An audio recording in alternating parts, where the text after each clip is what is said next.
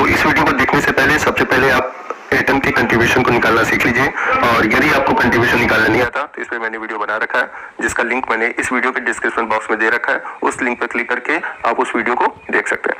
तो आइए वीडियो को स्टार्ट करते हैं। तो जैसे यहाँ पर आपको फार्मूला दिया गया है सोडियम, टंगस्टन और ऑक्सीजन, तो इनके कंट्रीब्यूशन के द्वारा, इनके एटम के कंट्रीब्यूशन के द्वारा हम इनका फार्मूला निकालेंगे। तो यहाँ पर दिया हुआ है सोडियम, टंगस्टन और ऑक्सीजन। तो जो सोडियम है वो यूनिट सेल के बॉडी सेंटर में प्रेजेंट है, और जो टंगस्टन है वो कॉर्नर पे प्रेजेंट है, और जो ऑक्सीजन है वो यूनिट सेल के एज अर्थात कोरों पर उपस्थित है।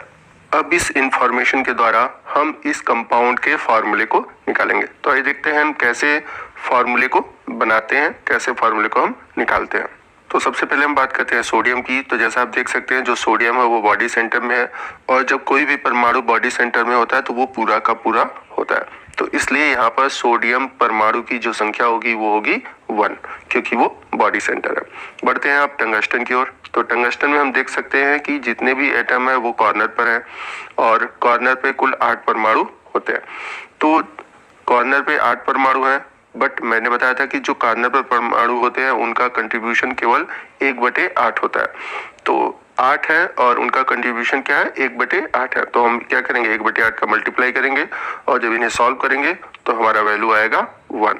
तो इस प्रकार टंगस्टन का यहाँ पर जो योगदान है, कंट्रीब्यूशन है, वो है 1। भले ही परमाणु 8 है, बट जो यूनिट सेल है उसके अंदर सिर्फ एक ही टंगस्टन का परमाणु है। बढ़ते हैं ऑक्सीजन की ओर। तो ऑक्सीजन यहाँ पर H पे है, और याद रखिएगा किसी भी क्यूब में 12 H होते हैं।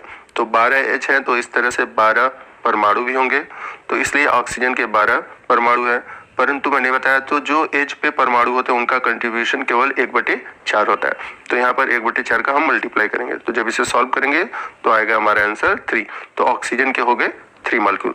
तो हम देख सकते हैं सोडियम के 1, टंगस्टन के 1 और ऑक्सीजन के 3 मॉलिक्यूल है।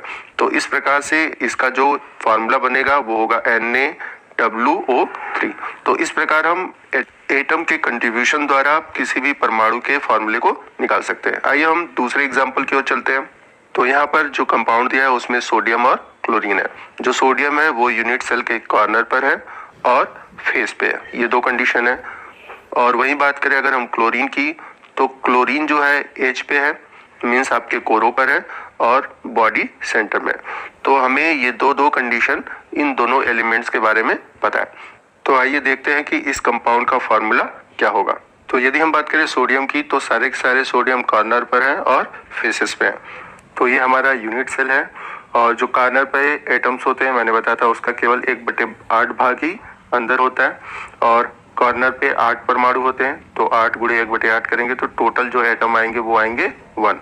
तो इसमें सोडियम का जो कंट्रीब्यूशन है वो है 1। वही बात करें हम फेसेस की, तो हम जानते हैं 6 फेस होते हैं, और फेस में जो एटम होता है आधा अंदर होता है, आधा बाहर होता है, मतलब कि केवल कंट्रीब्यूशन हाफ होता है।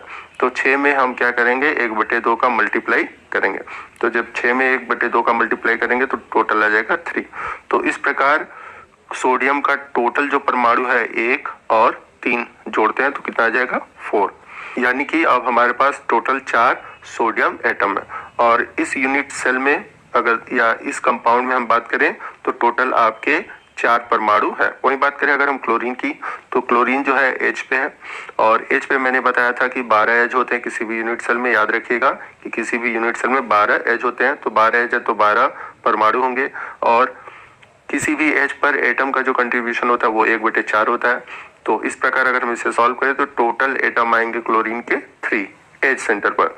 वही बात करें बॉडी सेंटर पर, तो हम सभी जानते हैं बॉडी सेंटर में टोटल 1 परमाणु अंदर की ओर होता है, तो यहाँ पर कंट्रीब्यूशन होगा 1।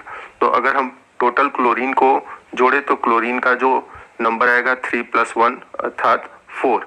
तो इस तरह क्लोरीन भी यूनिट सेल में कितना है, 4 है। तो आइए number of sodium and number of chlorine के एटम्स के अकॉर्डिंग हम लोग फाइंड आउट करते हैं कि फार्मूला क्या होगा। तो सोडियम 4, क्लोरीन 4 से इसको अगर हम कैंसिल कर दे तो दोनों कैंसिल हो जाएंगे। तो हमारा जो फार्मूला आएगा वो आएगा NaCl। तो इस प्रकार 4 Na 4 Cl से हमें जो फार्मूला मिलेगा वो मिलेगा NaCl। तो इस प्रकार आपने देखा कि किसी भी परमाणु के कंट्रीब्यूशन से हम लोगों ने कैसे किसी भी कंपाउंड का फार्मूला निकाल सकते हैं।